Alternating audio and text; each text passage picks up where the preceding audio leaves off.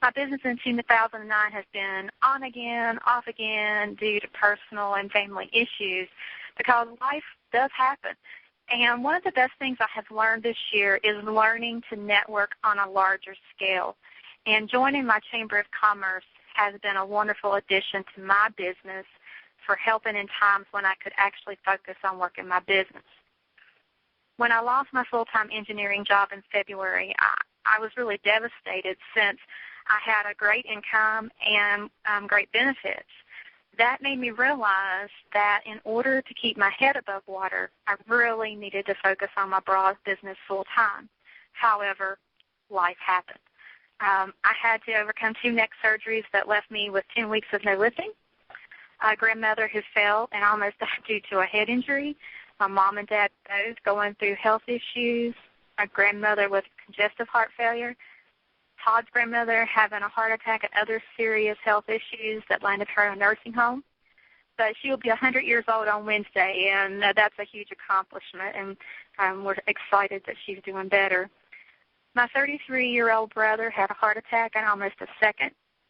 I had several episodes of major migraines and depression due to all the stress, which at times causes me to shut down, and it takes some time for me to come out of it, and, Mary talking me out of it a lot of times to get back to work. Plus, I had to have major surgery 2 weeks ago. So 2009, there has been a lot of life issues, but we all managed to survive, and I was able to still work my bra business around all that. Through it all, I have learned that it is easier to keep my business going rather than the start and stop thing, and it has made a major influence in my goals for 2010. My major goal in 2009 was to achieve executive director, and with the help of my team, we pulled it off in April when I wasn't even supposed to be working due to my neck surgeries. When I had to go back to Michigan from Virginia for my checkup with my neurology team for release, Jerry Souls was a gracious hostess after just coming back from the company's cruise by providing me a place to stay, chauffeuring me around to my doctor's appointment, back and forth to the airport. I know I wasn't the best house guest because I monopolized her office, and I stayed with the team members and Mary Black to ensure my numbers were going to get me to my goal. I made it by hair, and I do appreciate Jerry and his support.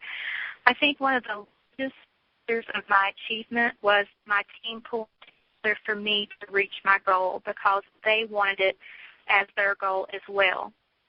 I had to promote out a couple of my team members, and everyone wanted me to promote up and gain everyone back. And I'm lucky to have a great team members that I do think of as great friends. There are goals I didn't reach in 2009 due to all my recruiting goals and my PV and GV totals. And I take full responsibility for those failures, as the team can't function as a team without a leader who leads by example to help them grow. And with the on-off switch that I had, they followed suit. My vision for 2010 is much clearer, and my goals have been written down so that I can take a look at them and follow my progress.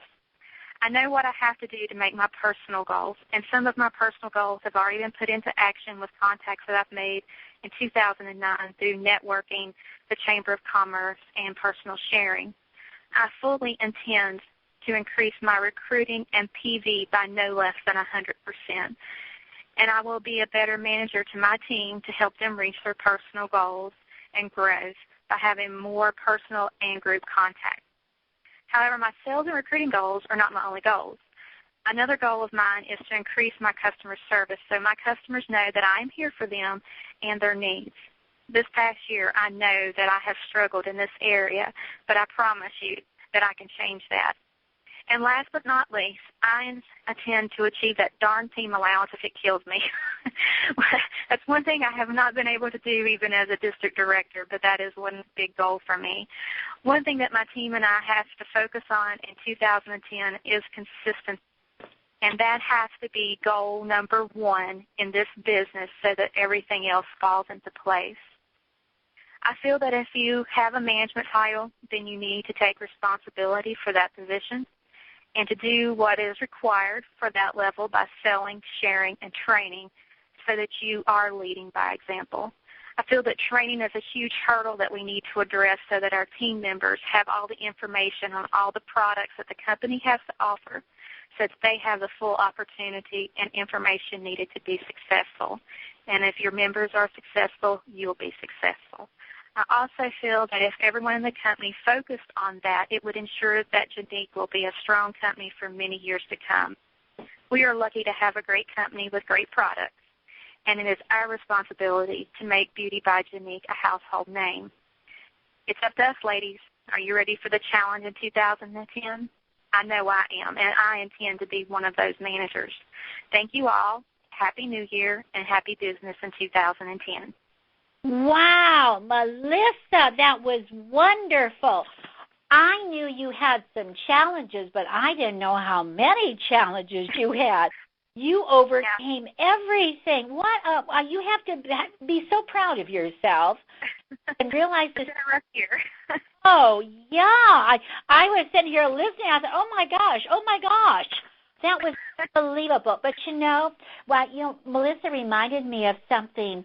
Mr. Knobs being so generous. Some of our people have talked to Mr. Knobs, and we've all worked with him, and he's analyzed this.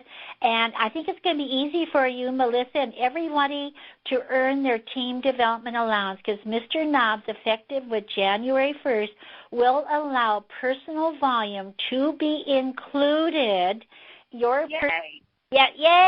Included that total. How do you like that, Melissa? I like that. I can actually do it now. I know, and now you can do it. There's no reason why you can't. And Mr. Knobs, and that's for everybody. So please remember, ladies, where it says personal volume not included, it is included. And we're so glad. I thought you'd like, woo!